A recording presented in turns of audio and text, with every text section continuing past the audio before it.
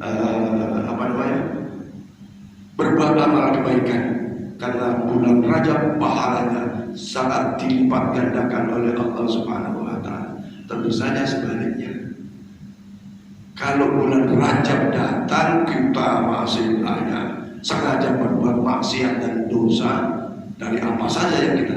Terus sekarang buat dosa itu gampang, kamu. Ada WA, ya saya kemarin sering curhat sama orang curhat. Ada WA yang gak benar, diteruskan. WA yang hoax itu diteruskan. Dan buat apa? Ya kan? Dari rumah kita bisa buat dosa itu, dari HP kita. Nah yang parah ini Bu, yang parah Indonesia, ya, Pak Rian boleh cek. Indonesia saat ini menurut survei dari beberapa lembaga survei internasional, nomor 1 kecanduan HP. Ya, Indonesia nomor 1 penduduknya yang kecanduan HP. Rata-rata satu hari itu 6 jam lebih sekian menit. Ya, Indonesia itu. Nah, Ibu tahu kan, Bapak tahu dampak main HP bagi anak-anak yang usia sekolah, yang balita, itu melemahkan otak kanannya. Sehingga kalau hari-hari HP dan HP, begitu ulangan, repot, lemah menangkapnya. Ini bahaya besar bagi penduduk negara kalau sudah main HP-nya tidak bisa dikendalikan. Ya, Indonesia termasuk komentator tertinggi, walaupun rendah daya bacanya. Artinya kalau komentar itu termasuk yang paling gampang. Walaupun mau komentari dengan tidak ada ilmunya, hanya komentar aja, hanya ya itu, main share aja, main teruskan saja. Nah, dari rumah bisa dosa dengan memfitnah, dengan menghibah, dengan menyebarkan berita yang bohong.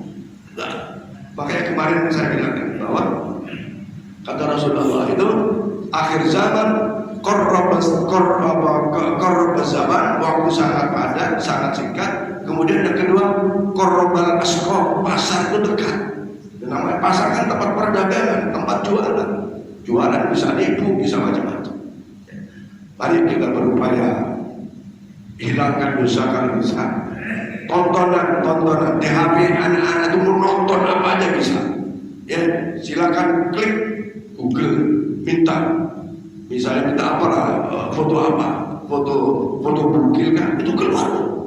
Ya, atau di YouTube itu di depannya bahasanya bahasa bagus-bagus untuk kesehatan, tapi dalamnya pernahkah Bapak Ibu mengontrolkan anak dalam menggunakan HP? Kalau saya, walaupun maaf sekali lagi maaf, saya sudah dewasa kerja, tetap saya pegang suatu ketika HP. Dan kita harus tahu cara apa yang dikerjakan oleh anak itu, harus tahu. Kalau enggak yang dikerabui terus sama anak itu. Ya. Nah, kalau ingin tahu cara mengendaliannya, ya tanya kepada yang kira-kira bisa. Pak Mayus ini diam-diam bisa mengoperasionalkan fitur-fitur yang ada di dalam. Kesimpulannya, Rajab mari kita tingkatkan amal soleh kita, laksanakan amal ibadah wajib maupun yang sunnah. Kemudian pahalanya dilipat gandakan oleh Allah Subhanahu wa Ta'ala. Yang kedua, jangan juga kita berbuat maksiat dan dosa, hindarilah, ya, karena apa? Dosanya pun dilipat gandakan oleh Allah Subhanahu wa Ta'ala. Yang ketiga, yang keempat, wa du'a'uhu mustajabun, ya, bahwa di dalam bulan Rajab itu inna du'a wa istajabu fi khamsi layalin. Rasulullah bersabda, bagaimana disampaikan di dalam Imam Syafi'i kitab Al-Mu'nya itu, ada 5 malam yang dimana 5 malam itu kemana kala kita berdoa istajabu, dikabul, dijabah oleh Allah Subhanahu wa Ta'ala. 5 malam itu apa saja? Maka di antara 5 malam itu, yang pertama malam Jumat, yang kedua malam hari raya Idul Fitri, yang ketiga malam hari raya Idul Adha, yang keempat malam yaitu malam Rajab. Ya, malam Rajab, malam pertama bulan Rajab. Ini sudah kelewat ya, sudah kelewat malam Sabtu kemarin ya. Tapi tidak apa, ini termasuk masih bulan mulia, berdoa saja kita apa yang kita inginkan. Apalagi yang punya hajat-hajat besar, ya punya hajat besar, doa. Sholat hajat tiap malam pada doa. Ya. Kemudian yang kelima adalah malam nisfu Sya'ban. Itu adalah malam-malam yang dimuliakan oleh Allah Subhanahu wa Ta'ala, dan doa-doanya mustajabah, diijabah oleh Allah Subhanahu wa Ta'ala. Saya kira masih banyak, tapi waktunya berapa? 10. Tinggal 10 menit. Mungkin ada yang ingin ditanyakan sekalian, silakan. Kalau ada yang ditanyakan. Sebelum ada yang tanya, saya ingin menyampaikan kepada para pengurus, khusus kepada bidang-bidang.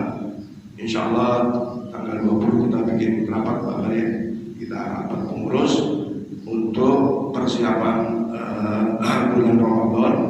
Ya, kita akan tunjuk ketua pelaksana Amaliyah Ramadan dan Idul Kurban.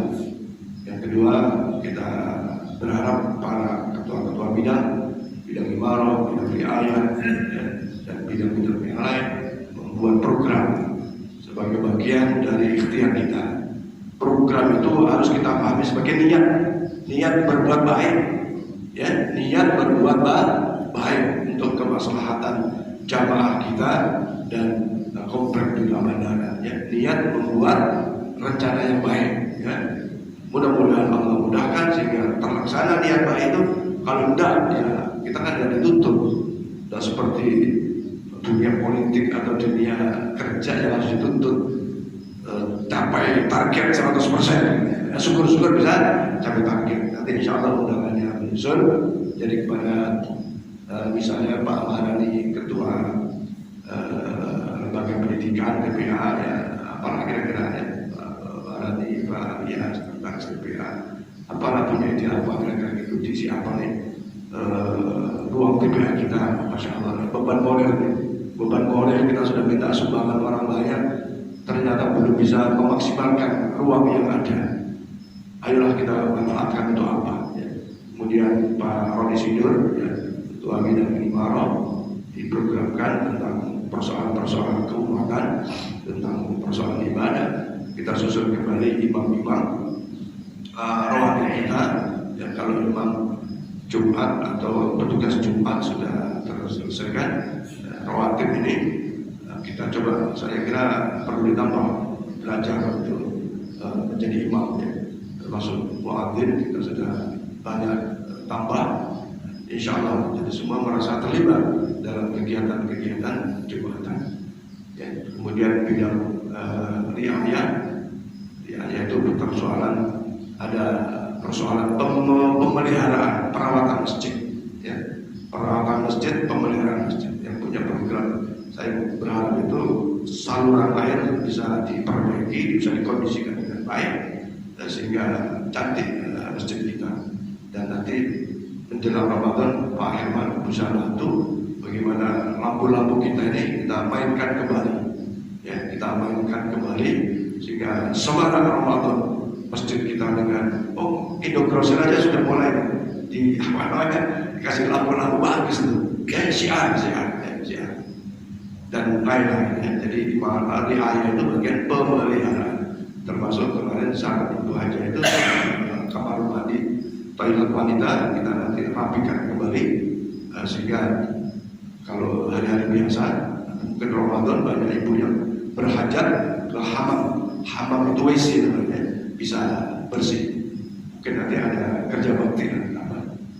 Kemudian bidang idarah itu bidang perencanaan, bidang manajemen keadministrasian. Sekarang itu masjid Pak, sertifikatnya belum ada, ya, lahannya belum punya sertifikat. Yang ada itu apa namanya, utara wakaf, ya.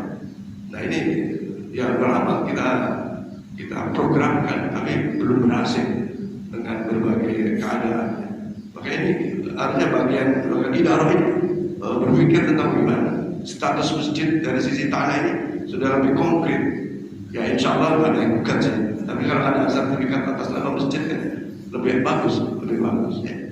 Nah, ini saya kira untuk rapat besok itu kurang lebihnya kira-kira begitu, ya. Silakan, ada yang ditanyakan?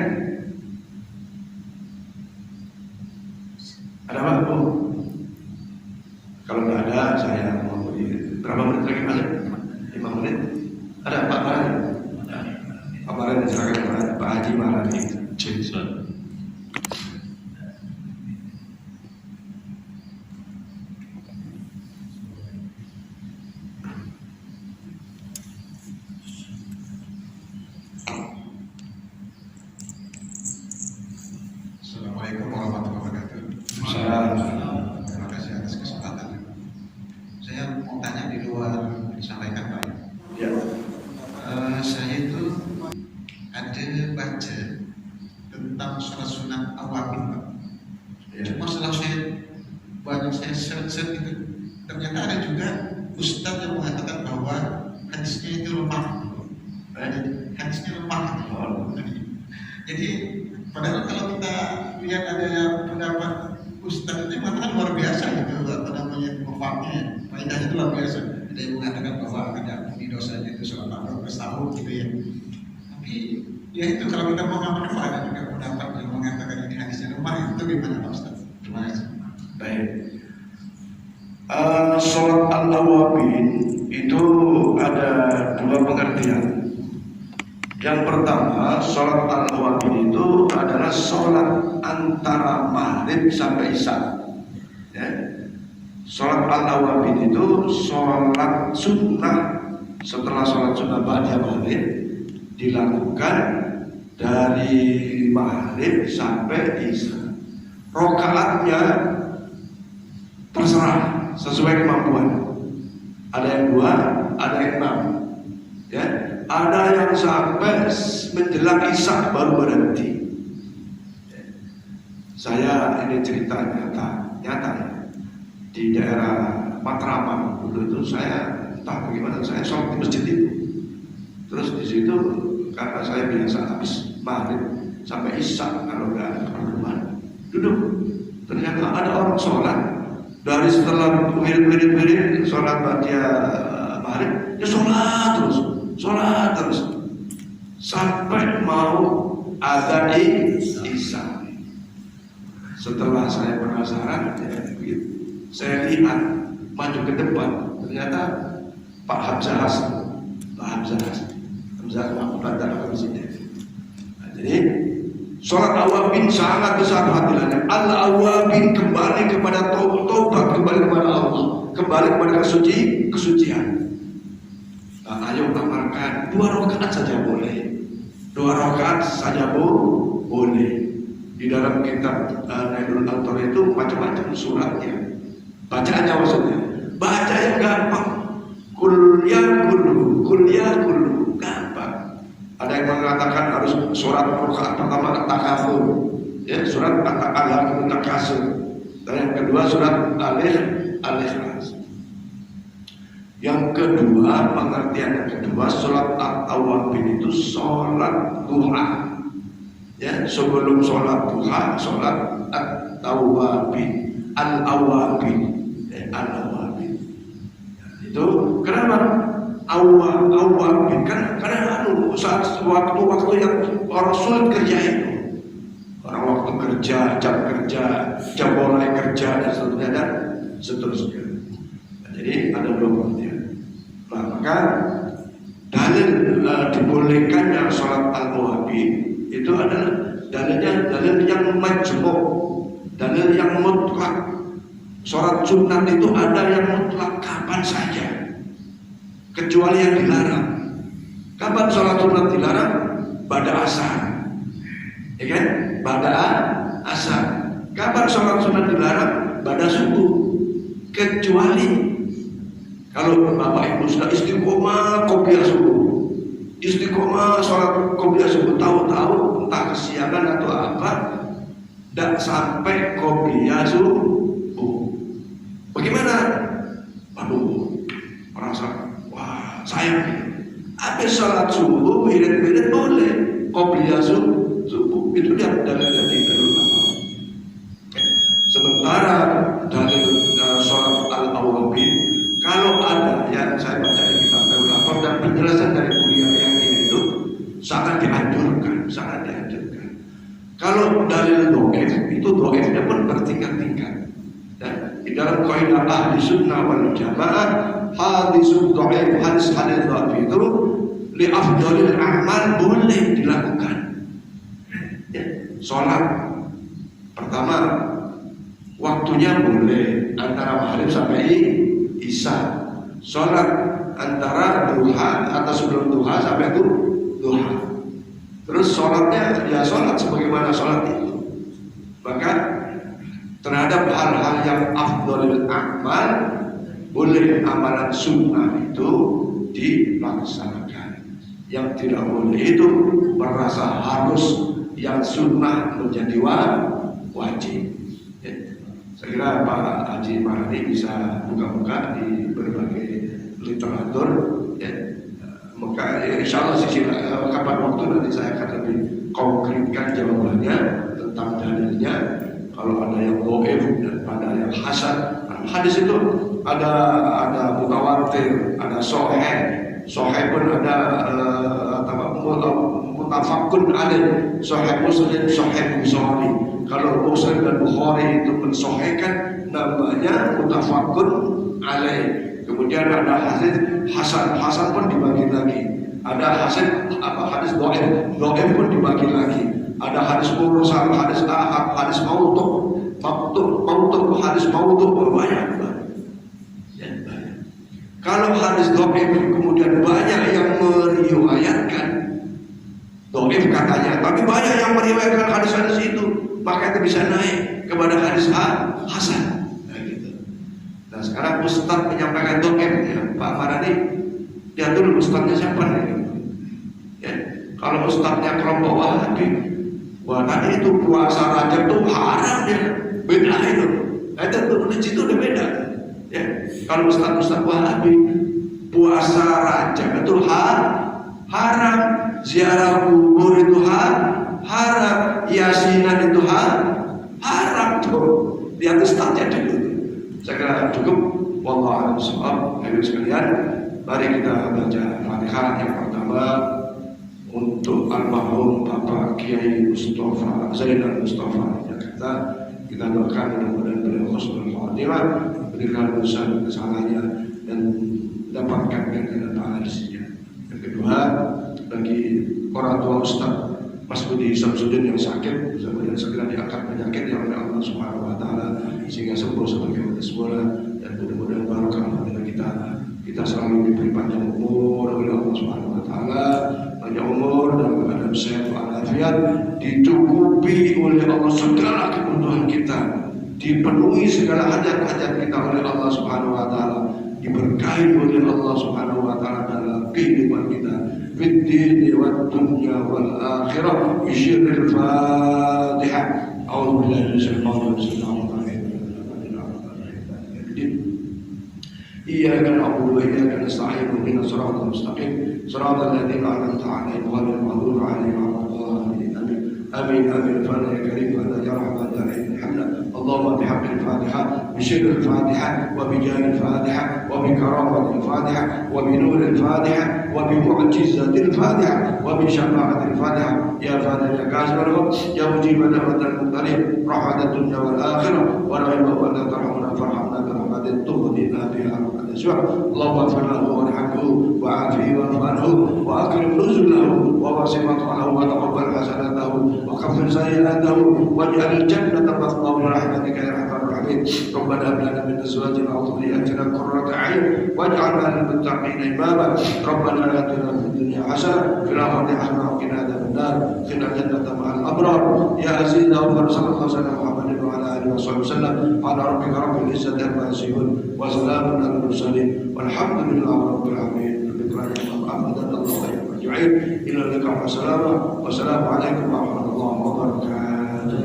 صلى الله على محمد صلى الله عليه وسلم. صلى الله على محمد صلى الله عليه وسلم. صلى الله على محمد صلى الله عليه وسلم. صلى الله على محمد صلى الله عليه وسلم. صلى الله على محمد صلى الله عليه وسلم. صلى الله على محمد يا رب صل عليه وسلم.